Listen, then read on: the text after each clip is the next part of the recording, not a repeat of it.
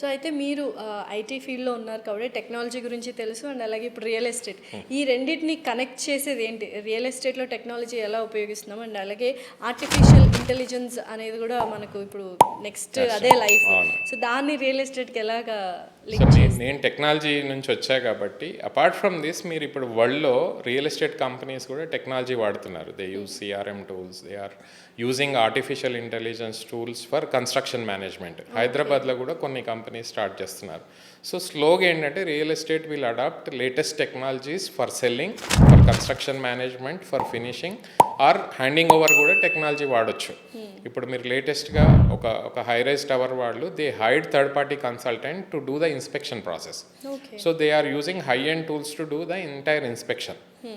అంటే మీకు ఇప్పుడు టైల్స్ వేయడంలో ఏమైనా తప్పులు ఉన్నాయా, వాల్ అలైన్మెంట్లో ఏమైనా తప్పులు ఉన్నాయా.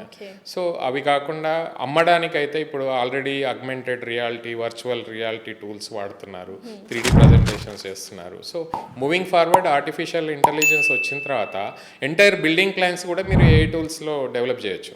ఏఐ టూల్స్ డెవలప్ చేయొచ్చు, దానికి కావాల్సిన మార్కెటింగ్ మెటీరియల్ కూడా ఏఐ టూల్స్ డెవలప్ చేయొచ్చు.